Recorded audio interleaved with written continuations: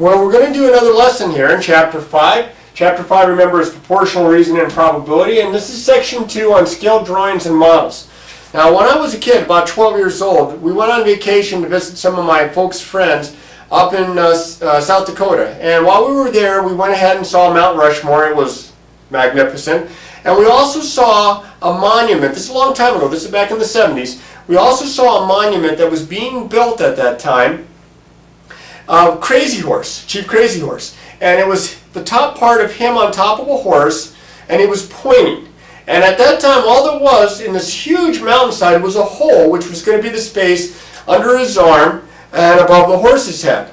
Now, they had a smaller model. It was not that small. It was, I think, probably pretty close to 20 feet tall. But they had a model of it down below, and that's what they were going to use. But they were going to make, of course, a much bigger image in that they were going to make a model, a scale model, a much bigger one of the original figure to be a 1 to 300 ratio.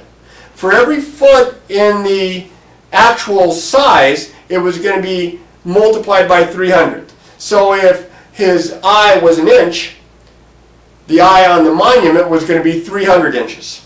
And that's what we're going to talk a little bit about here when we talk about scale drawings and models. Okay? A scale drawing or a model is essentially a drawing or a model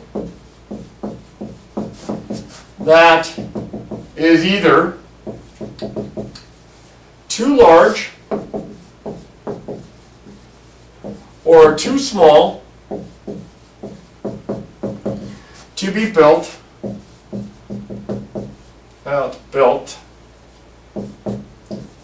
at actual size. Okay, so if let's say that in reality that the part of the horse and the part of Crazy Horse sitting on this horse, let's say that he stood 8 feet tall. So we'll try an example here. If Crazy Horse on his horse stood 8 feet tall, this is hypothetical because I don't know how tall he was and such. How tall is the actual monument?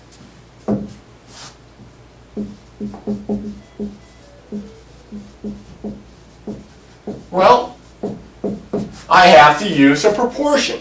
This is from the chapter on proportional reasoning. What we're going to do is we're going to set up a proportion where we find how tall the actual monument is by using the scale. And remember, I said that the scale was 1 to 300. So if one actual foot meant 300 feet, then 8 feet of the actual person and horse was how much? In this case, x is going to represent the height of the actual monument. I cross multiply. 1 times x is x. 300 times 8 is 2400. So if this indeed is the correct fact here of 8 feet, I know this is the correct scale, then the actual height would be 2400 feet, which is huge. That'd be like 2 of the stratospheres. All right, now we use scale drawings when we draw maps out. In fact, that's what cartographers do. So what we're going to do also is show you how you can use a proportion and the scale of a map to find measurement, to find actual distances or measurements on the map itself. So I need to clear this out. As always, if I go too fast, please just pause and rewind so that you can have a chance to clearly understand what's being discussed. All right? Example. The scale on a map of the upper Midwest, some of you may be from the upper Midwest, is 1 inch represents 15 miles. So on the map, for every inch of measure, it represents 15 actual miles. Find the distance between Chicago, that's where I was born, and Milwaukee.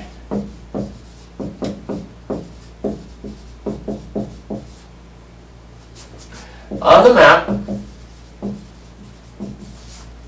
if the distance between long problem, hang in there, almost done, the two cities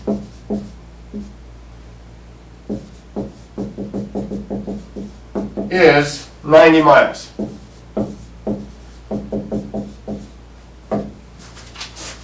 Okay, now we have a scale here. That's one side right there of our proportion. I'm going to write 1 inch represents 15 miles. This is inches on top. This is miles on the bottom. Inches on top, miles on the bottom. Here, write it if you forget. Inches on top, miles on the bottom. And on the other side, I have to have inches on top, miles on the bottom. Well, we're actually looking for the distance on the map. That's our unknown. We'll call it x. The distance between the cities in miles is 90.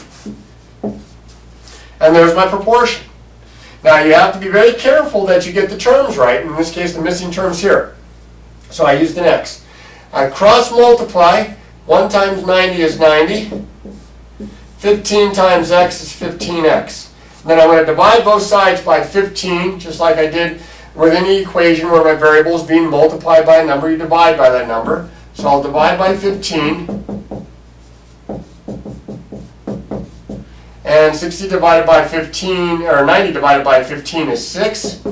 And these cancel out nicely, and I get x equals 6. So the distance on the map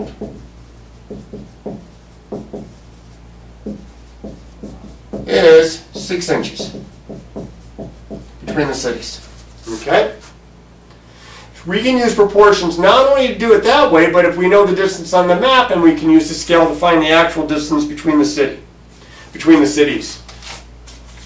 All right, I have one more example that I'd like to go over with you. We're going to do one more model. This was a scale drawing, not the Crazy Horse one, but a different one here.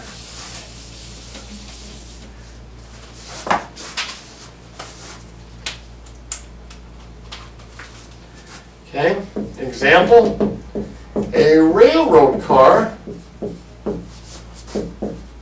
is 36 feet long. Okay. A scale model of the car is 1.5 feet long. What is the scale of the model? Now, in the other problems, we had the scale. We had the scale for the Crazy Horse. It was 1 to 300. We had the scale for the map. It was 1 inch was 15 miles. But here we're finding the scale. So what we want to know is, in this case, 36 feet long, and the scale model is 1.5 feet long. We are going to go that we're going to set up the actual distance over the scale distance. So we're going to take 36 feet and we're going to put it over 1.5. And then we're going to know, well, how much would that be then for 1 foot? Scale model, the scale here means out of 1. So if this is the scale down here, out of 1, 36 of actual to 1.5 of the scale is x of the actual to 1 of the model itself. So now I'm going to cross multiply. I get 36 here. I get 1.5x here. I have to be careful. I'm going to end up dividing by a decimal to get rid of the 1.5. That is times my variable. I have to divide by 1.5. 36 divided by 1.5, we're going to have to do a little arithmetic here. 1.5 into 36. You can't divide by a decimal. Add a decimal point and a 0. Scoot one spot up there. 15 doesn't go into 3, it goes into 36 twice. It goes into 64 times on the nose. Nothing left over. So I get 24. So the scale here is that 1 foot represents 24 feet. 1 foot of the model represents 24 feet of the actual car. Now, these types of problems, the tricky part is typically setting up the proportion.